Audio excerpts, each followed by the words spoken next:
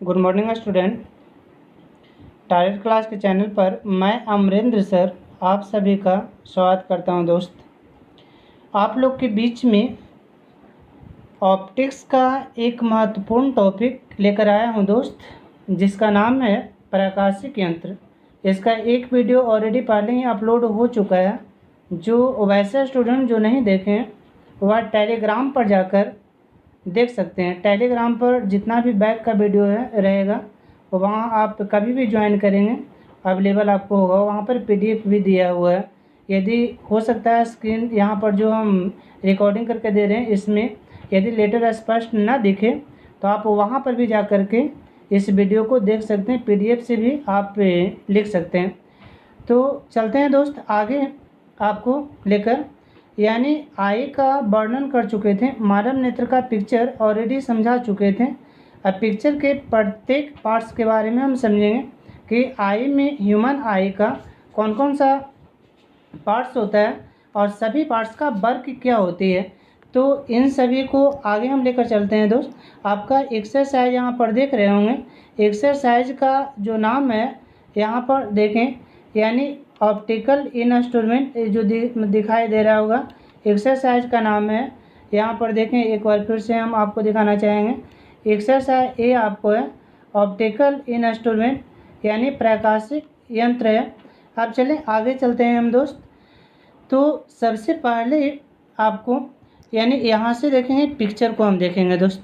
तो ए आपका रहा पिक्चर में आप देख रहे होंगे कर्सर का। सबसे पहले है श्वेत पटल, इसके बाद है इधर कॉर्निया के बाद आपको बता रहे हैं आइरिस, इसके बाद नेत्र द्वार, जलीय द्रव, मांसपेशियाँ, कोराइड, रेटिना, अन्य बिंदु, प्रकाश शिला। पित्त बिंदु में दो प्रकार के तंतु होते हैं, एक का नाम शंकु और दूसरे का नाम छड़ होता है दोस्त। तो यहाँ पर ये सभी के बारे में इसके पिछले वीडियो में हमने बता चुके थे। तो अब आगे हम चलते हैं दोस्त। सबका परिभाषा को हम समझेंगे कि प्रत्येक के आँख का कौन कौन सा पार्ट्स होता है और इसका डेफिनेशन क्या होती है, इन सभी के बारे में हम समझेंगे दोस्त।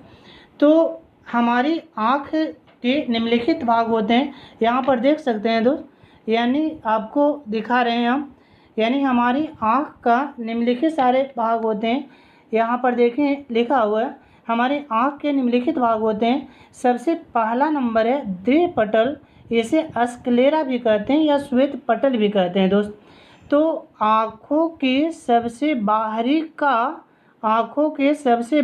का ओवा भाग जो सफ़ेद होता है उसे श्वेत पटल कहते हैं,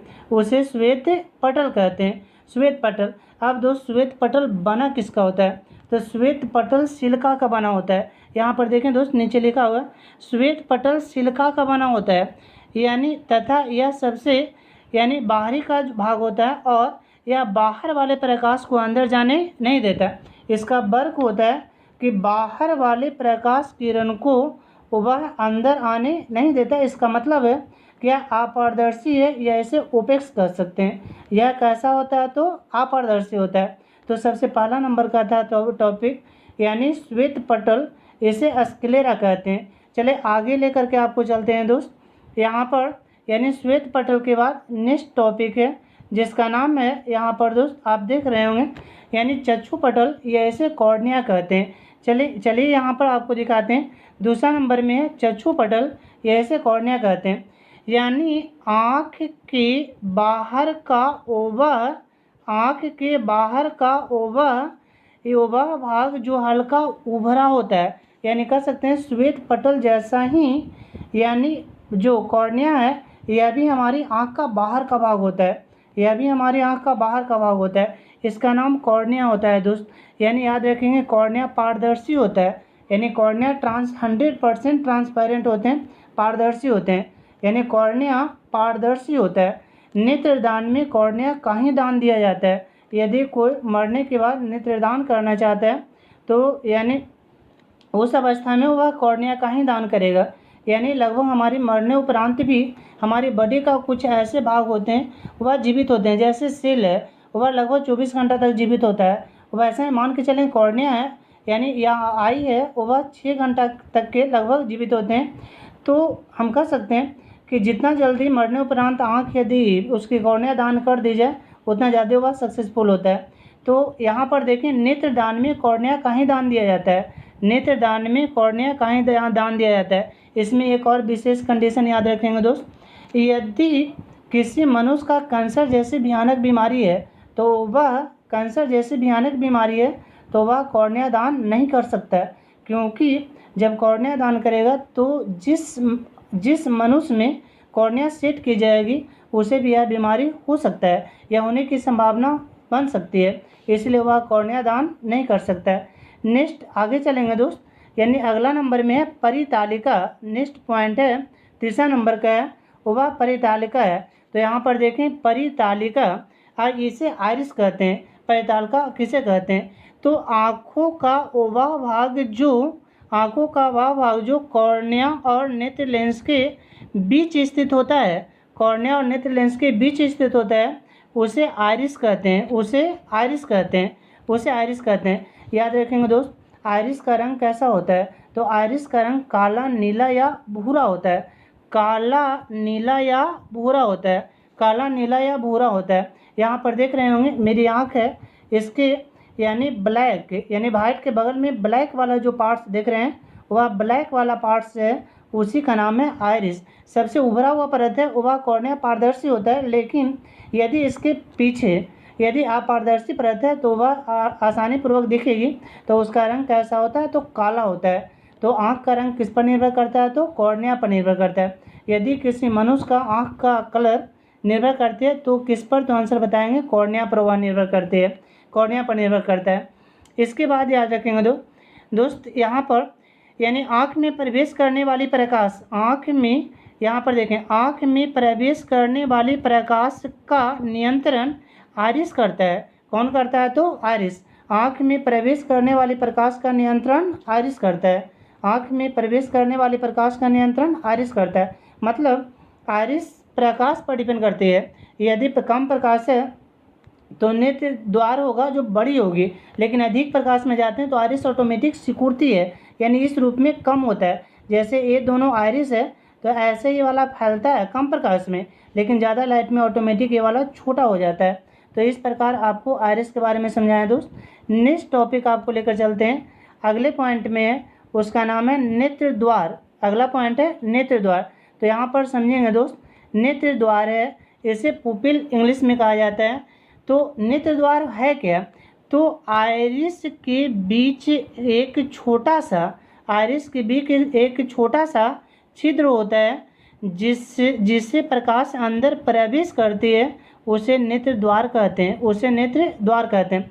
मतलब यह मान के चलें आइरिस है, इसी के बीच में एक छोटा सा बीच में जो होल बना वह यानी जिससे प्रकाश अंदर प्रवेश करती है उसका नाम होता है नेत्र द्वार। मतलब नेत्र द्वार के सहारे प्रकाश अंदर प्रवेश करती है, यानी इसका आकार प्रकाश पर निर्भर करता है। मतलब कम प्रकाश में आइरिस का मतलब नेत्र द्वार बड़ा होगा, लेकिन अधिक प्रकाश में नेत्र द्वार छोटा होता है। नेक्स्ट टॉपिक लेकर चलते हैं दोस्त। यहाँ पर देखें अगला पॉइंट है जलीय द्रव।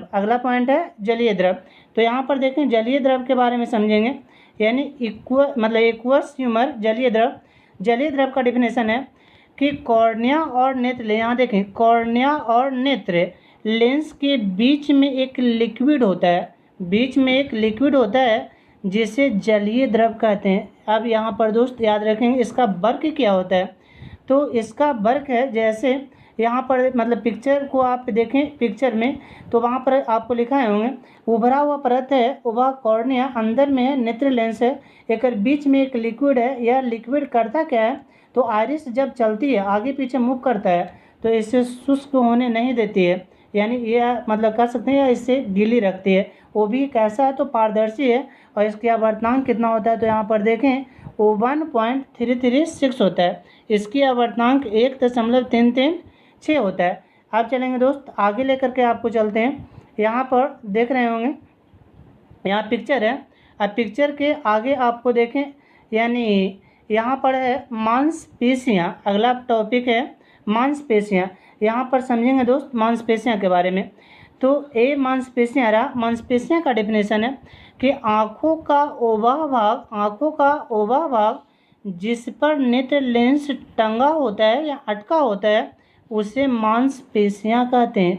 उसे मांसपेशियाँ कहते हैं। जिस पर नेत्र लेंस अटका होता है उसे मांसपेशियाँ कहते हैं। यह मांसपेशियाँ कहलाता है। मांसपेशियाँ का वर्क क्या होता है? तो वह नेत्र लेंस की फोकस को बढ़ाता है और नेत्र लेंस की फोकस को घटाता है। नेत्र लेंस की फोकस को बढ़ाता है और नेत्र लेंस की फोकस को घटाता है, और यह घटने बढ़ने की घटना है, उसे समंजन क्षमता कहते हैं। चलिए दोस्त, यहाँ पर लिखा हुआ है इसका मुख्य कार्य मतलब वर्क नेत्र लेंस की फोकस दूरी को घटाना या बढ़ाना होता है, घटाना या बढ़ाना होता है, और इस घटने बढ़ने की घटना को समंजन क्षमता कहते हैं। इस घटने बढ़ने की घटना को समंजन क्षमता कहते हैं। अब चलते हैं दोस्त आगे। यहाँ पर है नेत्र लेंस। नेत्र लेंस का डिफिनेशन क्या है इसके बारे में समझेंगे। नेत्र लेंस किसे कहते हैं? यानी इसे आई लेंस कहते हैं। नेत्र लेंस का परिभाषा है आँख का वह भाग जो किसी वस्तु का प्रतिबिंब रेटिना पर फोकस करता है, किसी वस्तु का प्रतिबिंब रेटिना पर फोकस करता है उसे नेत्र लेंस कहते हैं। मतलब आँखों में कैसा लेंस होता है? तो यहाँ पर देखें उत्तर लेंस होता है। आँखों में कैसा लेंस होता है? तो उत्तर लेंस होता है। इतनी टेक्नोलॉजी होने के बाद भी यानी जैसा आँख में लेंस होता है उस प्रकार के लेंस का निर्माण नहीं किया जा सकते है। यानी इसके अपवर्तनांक कितना होता है दोस्त? तो यहाँ पर देखें 1.446 होता है, 1.446 होता है। तो यह मतलब नेत्र लेंस के बारे में बताएं। नेत्र लेंस ही किसी वस्तु का प्रतिबिंब रेटिना पर फोकस करती है। आप चलेंगे दोस्त आगे लेकर आपको चलते हैं, यानी कचाव विट्रस ह्यूमर कचाव द्रव के बारे में लेकर चलते हैं। तो यहाँ पर देखें कचाव द्रव का डेफिनेशन है यानी वह द्रव जो नेत्र लेंस तथा रेटिना के बीच स्थित होता है उसे कचाव द्रव कहते हैं। यानी कह सकते हैं यानी रेटिना और नेत्र लेंस के बीच में यानी भाग खाली होता है, वहाँ पर एक लिक्विड होता है, उस लिक्विड का नाम होता है विट्रस ह्यूमर, या उसे कचाव द्रव कहते हैं। यानी कचाव द्रव भी 100% ट्रांसपेरेंट, मतलब जैसा पानी होता है वैसा ही कचाव द्रव भी पारदर्शी होता है। अब चल यहाँ कचाव द्रव का भी अपवर्तनांक 1.336 होता है, 1.336 होता है। अब यहाँ पर देखेंगे इसके बाद अगला पॉइंट देखेंगे दोस्त, यानी नेक्स्ट पॉइंट है कोरैड। अगले पॉइंट में है कोरैड। कोरैड का डेफिनेशन है कि आँखों का, यहाँ पर देख रहे हैं दोस्त कोरैड का परिभाषा आँखों का वह भाग जो रेटिना और श्वेत पटल के बीच स्थित होता है उसे कोरैड कहते हैं। यानी कोरैड आँखों का वह भाग जो श्वेत पटल यानी आँखों का वह भाग जो श्वेत पटल और रेटिना के बीच स्थित होता है, यानी रेटिना और श्वेत पटल के बीच स्थित होता है उसे कोरैड कहते हैं। यह अंदर वाले प्रकाश को बाहर जाने नहीं देते, अंदर वाले प्रकाश को बाहर जाने नहीं देते। अब नेक्स्ट पॉइंट देखेंगे दोस्त, रेटिना है। अगला पॉइंट में है रेटिना। रेटिना के बारे में हम समझेंगे। ये रेटिना है, रेटिना आँखों का वह भाग जिस पर किसी वस्तु का इमेज मतलब प्रतिबिंब प्राप्त होता है, इमेज बनता है उसे रेटिना कहते हैं, उसे रेटिना कहते हैं। रेटिना पर बना इमेज होता है उल्टा वास्तविक और वस्तु से छोटा। अब सवाल उठा दोस्त कि जब रेटिना पर बना प्रतिबिंब उल्टा वास्तविक और वस्तु से छोटा होता है तो हम लोग सीधा देख क्यों पाते हैं? तो इसका मुख्य कार्य होता है प्रकाशशिला के चलते हम किसी वस्तु का इमेज को सीधा देख पाते हैं। लेकिन ऐसे रेटिना पर बना प्रतिबिंब होता है उल्टा वास्तविक और वस्तु से छोटा। एग्जामिनेशन में ये क्वेश्चन अक्सर आते हैं दोस्त कि रेटिना पर बना प्रतिबिंब कैसा होता है? तो उल्टा वास्तविक और वस्तु से छोटा होता है। अब याद रखेंगे दोस्त, रेटिना पर दो प्रकार के बिंदु होते हैं। रेटिना पर दो प्रकार के बिंदु होते हैं। सबसे पहला बिंदु होता है, यहाँ पर देख रहे होंगे, पीत बिंदु येलो स्पॉट, और दूसरा अंध बिंदु ब्लाइंड स्पॉट। यानी दो प्रकार। अब समझेंगे दोनों का वर्क क्या होता है, यानी येलो एंड ब्लाइंड। यहाँ पर देखेंगे, आगे चलते हैं पीत बिंदु और अंध बिंदु के बारे में। तो सबसे पहले दोस्त यहाँ पर पीत बिंदु, तो रेटिना का वह भाग जो यानी हल्का पीला होता है उसे पीत बिंदु कहते हैं। मतलब पीछे का जो एरिया है वह हल्का सा पीला होता है, उस पीले एरिया को पीत बिंदु कहते हैं। पीत बिंदु पर दो प्रकार के तंतु होते हैं, एक का नाम होता है शंकु और दूसरा का नाम होता है छड़। शंकु आकार के तंतु के कारण हम वस्तु को रंगीन देख पाते हैं, लेकिन छड़ आकार के तंतु के कारण हम वस्तु के चमकीली मतलब अधिक चमक वाले वस्तु को देख सकते हैं। यानी इस प्रकार से आगे चलेंगे दोस्त। यहाँ पर आपको लिखा हुआ है पीत बिंदु पर दो प्रकार के तंतु होते हैं, एक का नाम होता है यानी शंकु आकार और दूसरा का नाम छड़ आकार। शंकु आकार के कारण कलरफुल वस्तु को देखते हैं और छड़ आकार के कारण चमकीली वस्तु को देख पाते हैं। अब समझेंगे दोस्त, यानी ब्लाइंड स्पॉट के बारे में, अंध बिंदु के बारे में। तो यहाँ पर देखें अंध बिंदु किसे कहते हैं, ये हम आपको समझा रहे हैं। यहाँ से अंध बिंदु के बारे में हम समझाएंगे। अंध बिंदु किसे कहते हैं? रेटिना का वह भाग यहाँ देखें, रेटिना का वह भाग जहाँ से प्रकाश रेटिना से माइंड में प्रवेश करते हैं, रेटिना से माइंड मस्तिष्क में प्रवेश करते हैं, यानी उसे अंध बिंदु कहते हैं। यानी उसका नाम है ब्लाइंड स्पॉट, अंध बिंदु कहा जाता है। जहाँ से प्रकाश मस्तिष्क में प्रवेश करती है उसे अंध बिंदु कहते हैं। आप देखेंगे दोस्त आगे यहाँ पर एक छोटा सा पॉइंट आपको लिखा हुआ है। यदि आपको ऐसा पूछा जाए कि हमारी आँख का जो पलक है वह प्रति मिनट कितनी बार झपटती है, तो इसका राइट आंसर याद रखेंगे दोस्त, यहाँ पर लिखा है 20, मतलब 20 बार। हमारी आँख का जो बाहर का पलक है 1 मिनट में 20 बार झपटती है। इसके बाद और मतलब कुछ पॉइंट है, यदि आंसू गिरते हैं आँख से, वह आंसू बना किसका होता है, तो पानी और नमक से मिलकर बना है, पानी और नमक से मिलकर बना है। इसका वर्क क्या होता है, तो आँखों को शुष्क होने नहीं देता है, आँखों को हमेशा वह गीली रखता है ताकि पलक आसानी पूर्वक उस पर स्लाइड कर सके।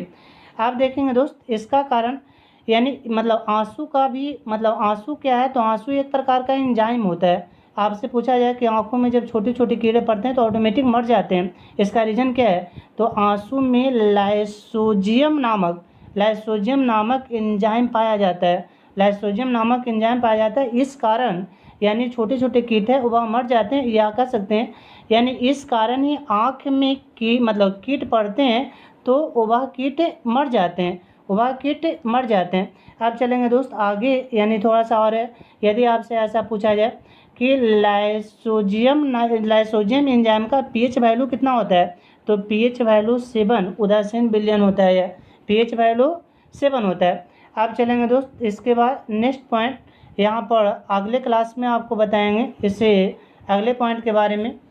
तो आपको मतलब ये प्राकृत वाला बताएं, प्राकृत में जितना था वो आई के बारे में वर्णन था, वो सभी के बारे में आपको बताएं। अब आप लोग के नेक्स्ट वीडियो लेकर आएंगे कृत्रिम, जो मानव के सहारे माइक्रोस्कोप और टेलीस्कोप एग्जामिनेशन में इससे क्वेश्चन अति महत्वपूर्ण है, इससे कन्फर्म आते हैं। तो आप लोग इस वीडियो को आप लोग इस वीडियो को देखें, और यदि नहीं समझ में आए तो मतलब कमेंट बॉक्स में ज़रूर लिखें। कुछ यदि प्रॉब्लम है उसके बारे में, या तो यदि किसी प्रकार का कोई भी मतलब आपके पास में क्वेरी रह जाता है इतना के बाद भी, तो आप कमेंट बॉक्स में उसका रिप्लाई करेंगे, हम इधर से आंसर का रिप्लाई देंगे। तो जय हिंद दोस्तों, आज के लिए इतना ही।